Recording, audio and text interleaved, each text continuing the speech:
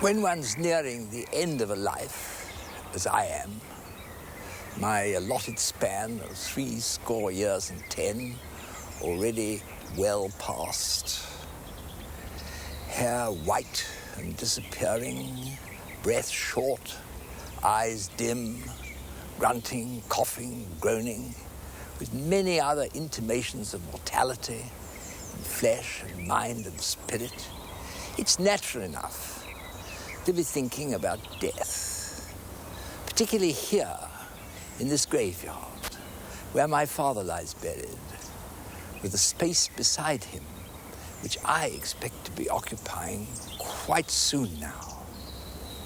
Dust to dust, as the burial service in the Book of Common Prayer puts it, or in my case, as I sometimes wonder, will the end be signalized by a celestial voice on high, proclaiming the single word, cut.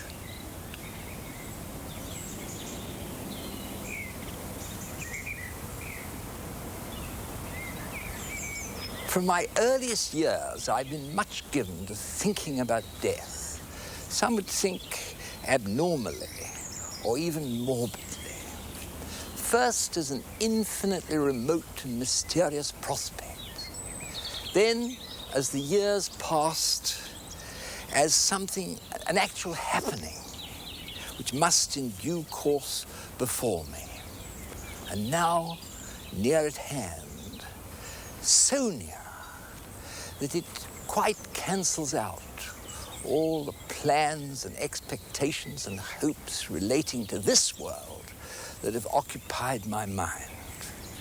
As Dr. Johnson said of the man expecting to be hanged, the prospect of death wonderfully concentrates the mind. This might seem in contemporary terms a melancholy, if not unmentionable, case to be in. Death having replaced sex as the great taboo, the dirty little secret. I, on the contrary, find it very uplifting, like the close of a June day, a distillation, as it were, of everything most beautiful and most loving in what's gone before. A beginning, not an end. The darkness falling, and in the sky, the distant glow, the lights of Augustine's city of God. Looking towards them, I say over to myself John Donne's splendid words, "Death, thou shalt die." Here in the graveyard, the dust settles. There, in the city of God, eternity begins.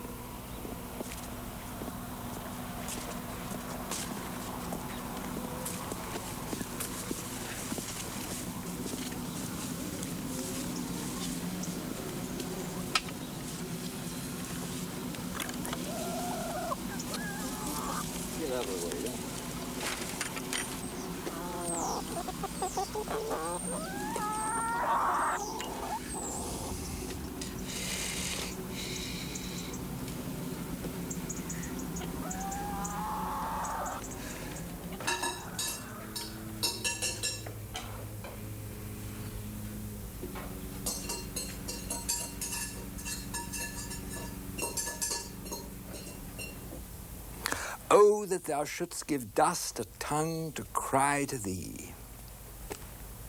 So writes George Herbert, a door of utterance for dust. Words that have a beginning and an end, addressed to what never began and can't end. Impossible.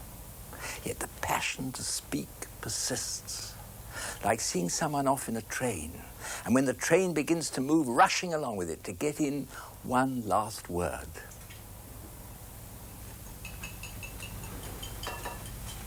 After all, for more than half a century, I've been a communicator, what St. Augustine calls a vendor of words, and the habit remains. Words tapped out on a typewriter or a teleprinter, shouted down a telephone, mouthed from a platform, scribbled by hand, spoken into a microphone, recorded on tape or video. Words, words, words, millions and millions of them. Particles of spray momentarily caught in the sunlight, and then falling back in the ocean whence they came. Sonorous leading articles, trivial gossip paragraphs, pompous obituaries, news stories from our special correspondent here, there, and everywhere, exhortation, speculation, every variety of composition. A positive Niagara of words, frothing and churning on their tumultuous course.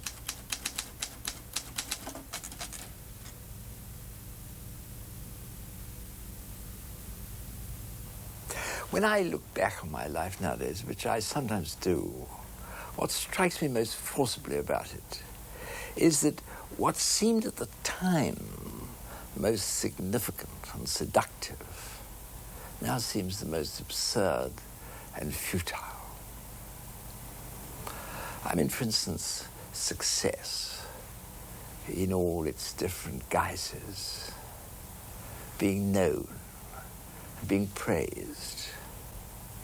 Then pleasures, ostensible pleasures, like acquiring money, or seducing women, or traveling, going to and fro in the world and up and down in it, like Satan.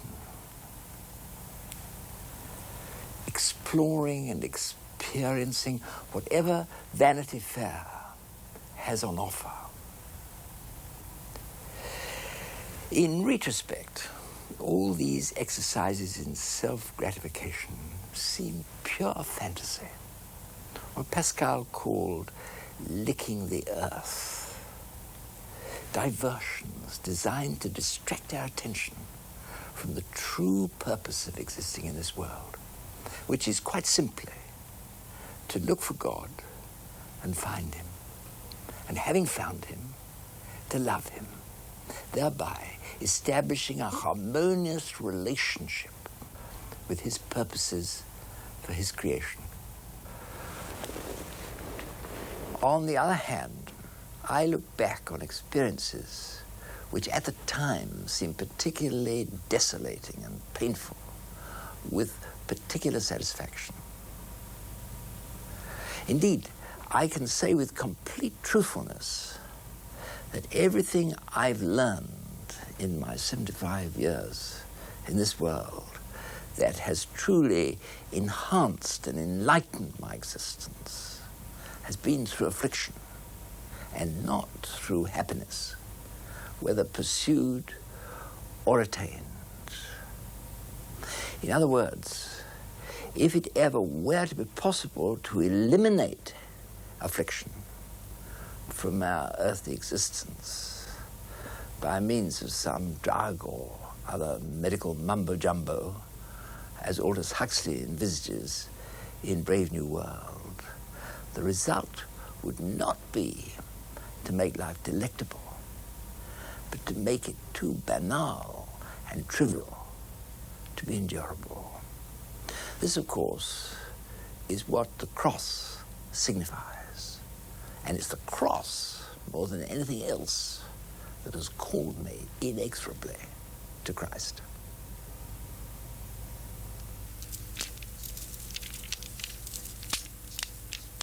Such is faith, springing up out of the immortal seed of love, and ever budding forth in new blossoms and maturing new fruit. existing indeed in feelings, but passing on into acts, into victories of whatever kind over self, being the power of the will over the whole soul for Christ's sake, constraining the reason to accept mysteries, the heart to acquiesce in suffering, the hand to work, the feet to run, the voice to bear witness, as the case may be. These acts we sometimes call labours, sometimes endurances, sometimes confessions, sometimes devotions, sometimes services. But they are all instances of self-command arising from faith, seeing the invisible world, and love choosing it.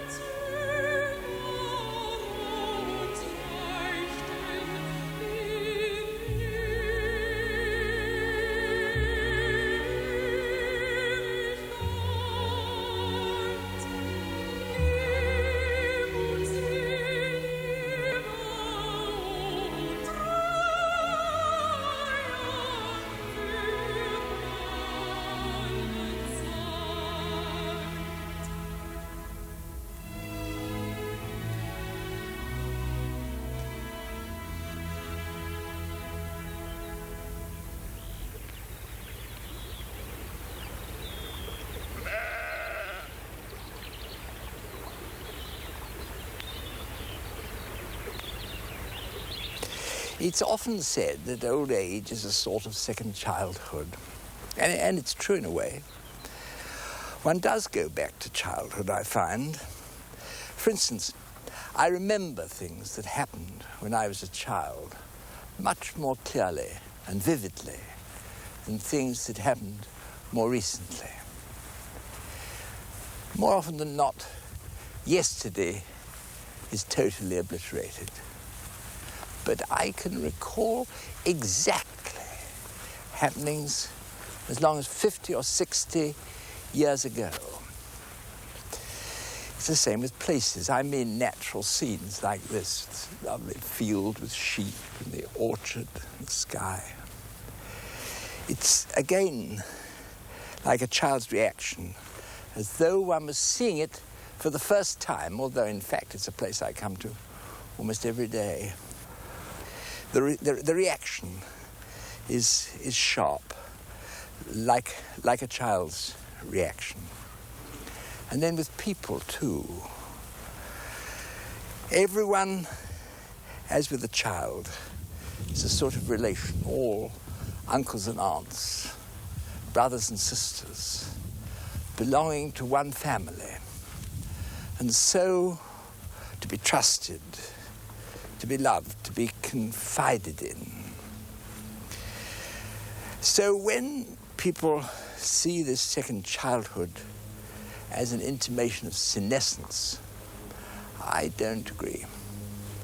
I'm more inclined to think of it as a conditioning process for eternity, as getting one used to the circumstances that one's going to move into. And furthermore, as bearing out those sayings of Jesus about how we have to be like a little child to understand his words and to enter his kingdom. There's another thing that happens to me nowadays quite often. It sounds rather strange, but actually is enormously delightful. And that is that I have a sense of being half in and half out of my body, as though it was almost a toss-up, whether I went back and resumed my life or made off and left my battered old carcass behind me forever. And in that curious state, in a sort of limbo between time and eternity,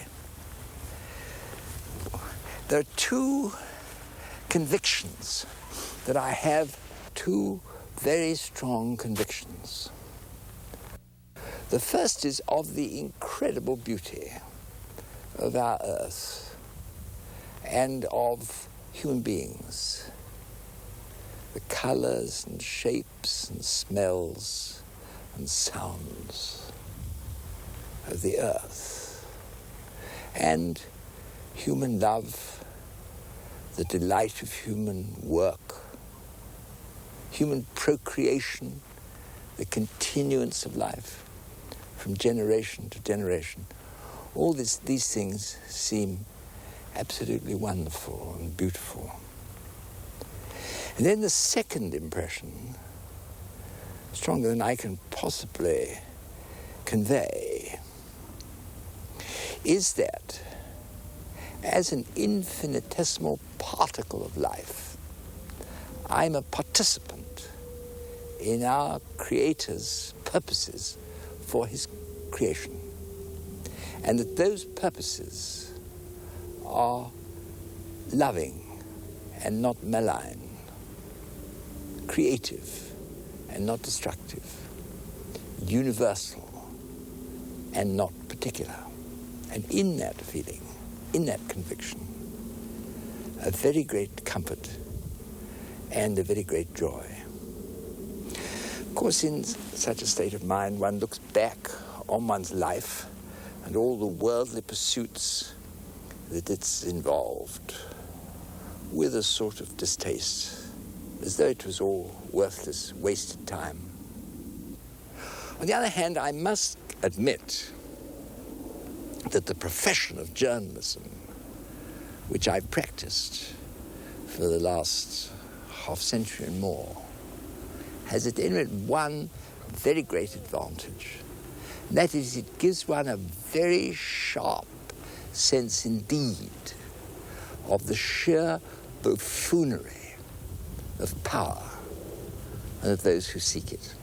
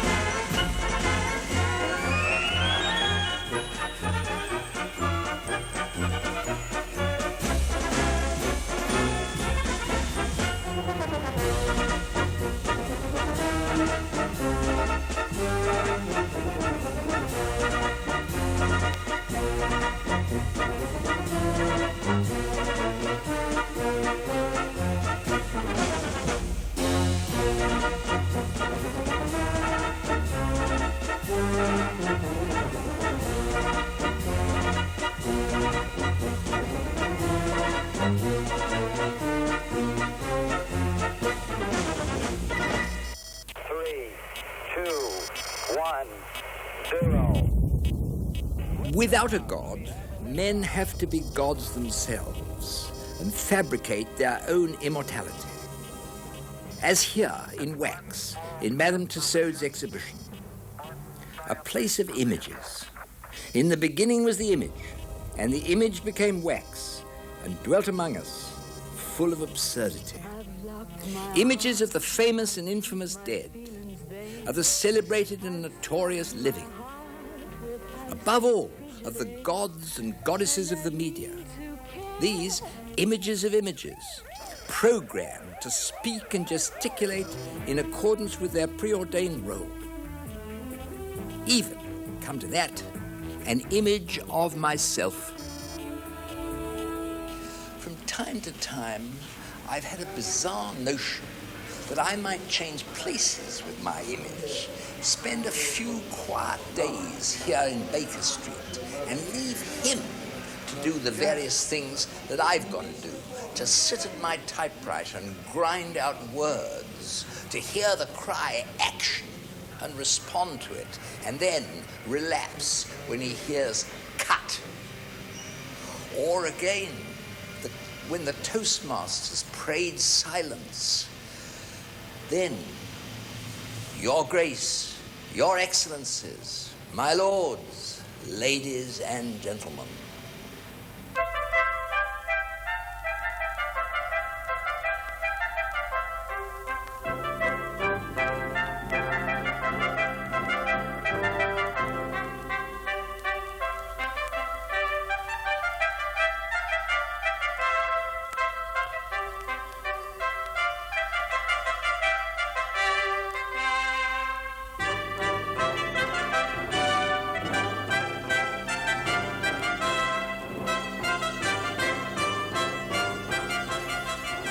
I like very much a notion of Pascal's, that those in authority need to dress up in order to justify their eminence.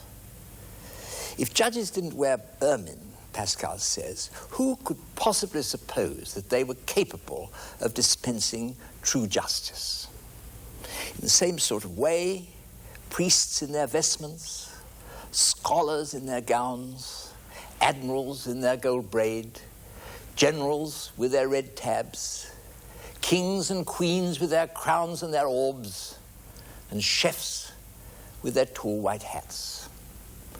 In the same sort of way, clowns have to paint their faces in order that people may know they're being funny. In other words, authority requires an image. Men in relation to power become images. It's only in their relation to God that they dare to be men. Here they all are, the captains and the kings, the great ones that ebb and flow with the moon, all in wax, kings and queens, presidents and politicians, soldiers and sailors, pontiffs and ideologues, all waxworks with their names written on water, or what amounts to the same thing today, written on a television screen. All stars in an interminable soap opera called history. I've always had the feeling, from my very earliest memories, that somehow, somewhere, there was another dimension of reality where the fancy dress was put aside, the grease paint was washed off, the arc lamps were lowered. Even as a child, if I happened to catch a glimpse of a local mayor in his regalia, or a local vicar in his, it filled me with a kind of wonder, as it might be looking incredulously at a Father Christmas in a cotton wool beard. I feel as though all my life I've been looking for an alternative scene, for the flesh beneath the wax, for light beyond the arc lights, for time beyond the ticking of the clocks, for a vista reaching far beyond the furthest reach of mortal eyes, even when magnified to thousands of light years, for a destiny beyond history. How extraordinary that I should have found it, not in flying up to the sun like Icarus, but in God coming down to me in the incarnation.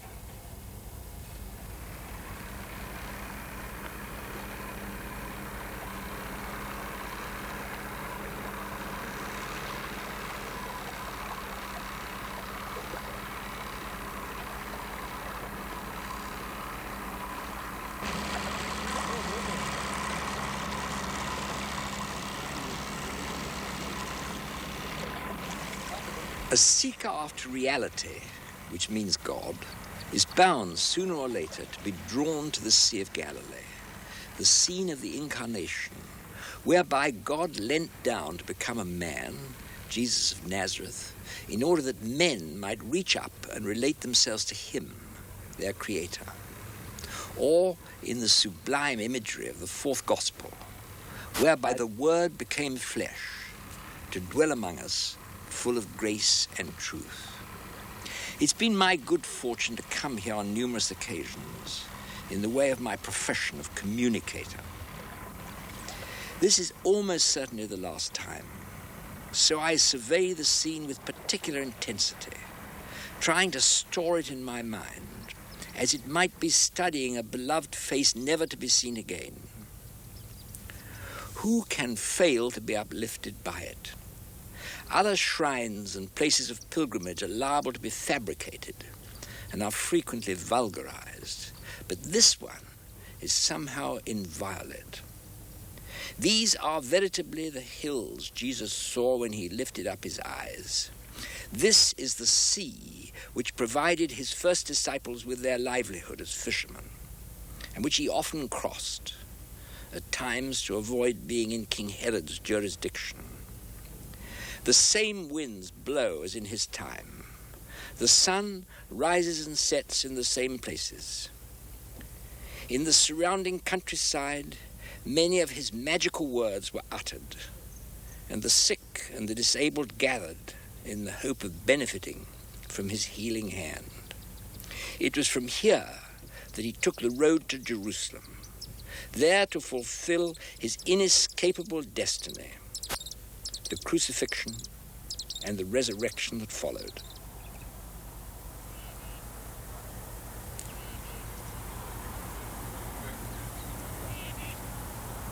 Let me then, as one more poor pilgrim who's found his way belatedly to Galilee, a true child of his time, with a skeptical mind and a sensual disposition, add my testimony to that of the millions upon millions of others during the last 20 centuries. I say then that the words Jesus spoke and the revelation he proclaimed were true when he spoke them, are true now, and will be true forever. Moreover, that those who care to heed them may find a release from the fantasy of power, which is the world, into the reality of love, which is the kingdom not of this world that Jesus proclaimed. Heaven and earth shall pass away, he said to his disciples, but my words shall not pass away. We have them still, our most precious heritage. Here and now, for those who care to live by and in them, while still living in our earthly city, they can prepare themselves for the citizenship of the city of God which lies before them.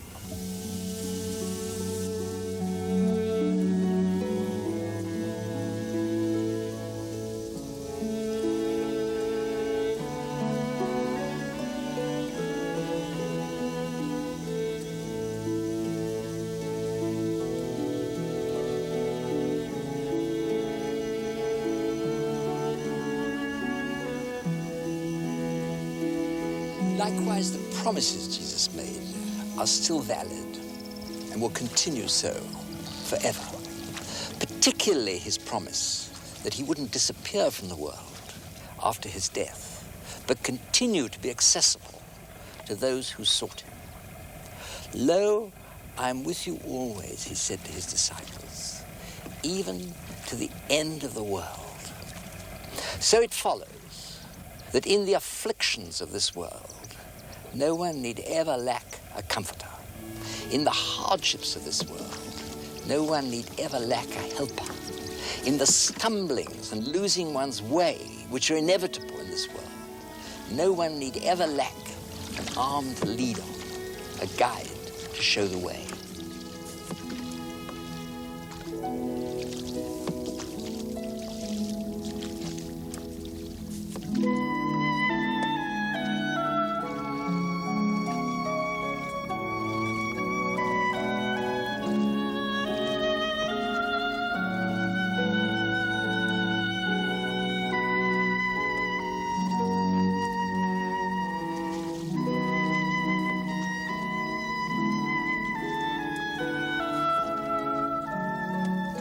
Yet still there's something else, something that's searching my heart. I find it very difficult to express in words.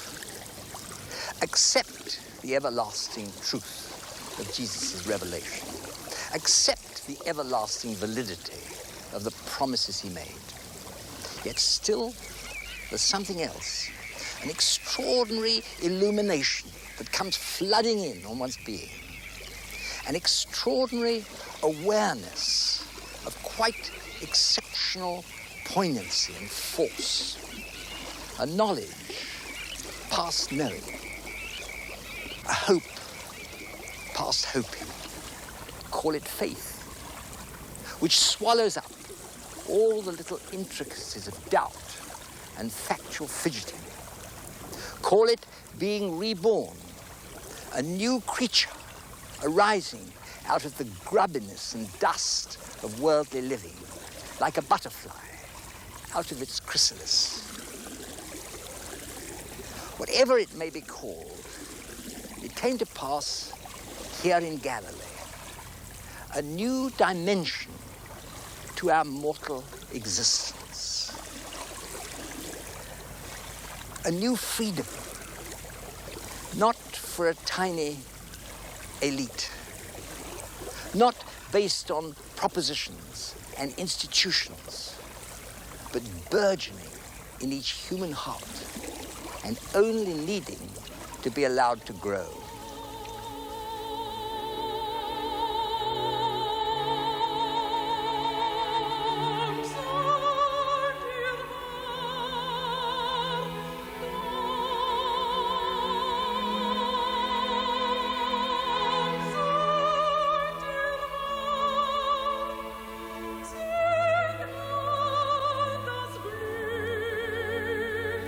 Sing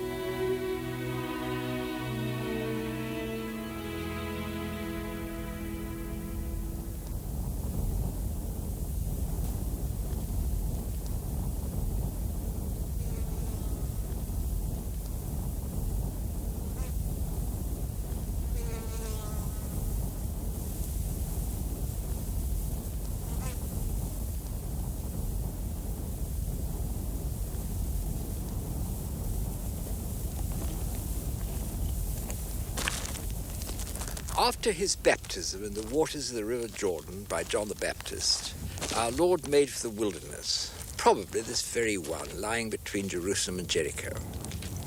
The Apostle Paul did the same thing after his Damascus Road experience. So have countless others, from hermits subsisting in remote and inaccessible caves, many such in this neighborhood, to troubled souls to be seen in the early morning walking in city parks and beside ornamental waters before the day's noises and movements have begun.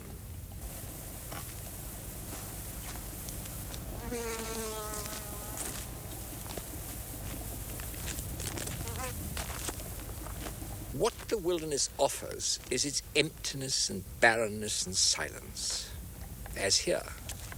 Not a tree or a street, not a building, not a telegraph pole, not a road or a vehicle in sight. Nothing to suggest human habitation, apart from an occasional flock of skinny sheep and goats, or vultures flying through the sky. So in the wilderness, the world seems far away. No social life, no media, no occasion for bitterness or frustration. Just an arid haven of refuge, a dusty paradise. No votes to cast, women to seduce, money to accumulate, celebrity to acquire. All the habitual pursuits of the ego and the appetites suspended. I love it because when all these pursuits of mind and body have been shed, what remains is, insofar as this is attainable in our mortal condition, an unencumbered soul with no other concern than to look for God. And looking is finding, and finding, one may dare to hope, is keeping. This is what St. Francis of Assisi meant when he spoke of being naked on the naked earth. This is the most sublime state a human being can aspire to, being in the wilderness, alone with God.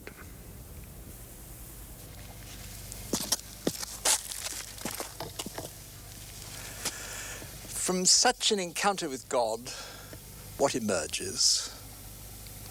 That we are indeed made in his image, and that though fallen creatures and inheritors of Adam's curse, we yet may aspire to participate in his purposes. What they are, we know not.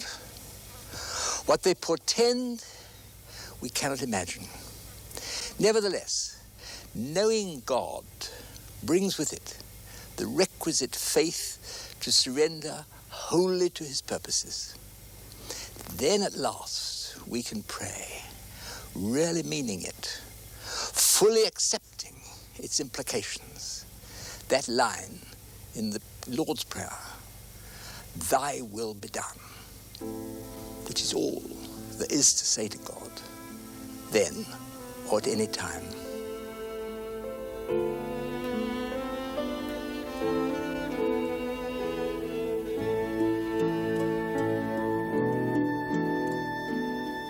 So, this wilderness is suddenly full of joy and hope. It does veritably blossom like a rose in the confident knowledge that nothing can befall us to our ultimate hurt, other than to become separated from God. All other ills in this are transitory, and like clouds melting away in the sun's glow, come to be incorporated in the radiance of God's universal love. Nor need we belabor the skies with cries to him, since we have at hand a mediator in one who also came to this wilderness, the living Christ.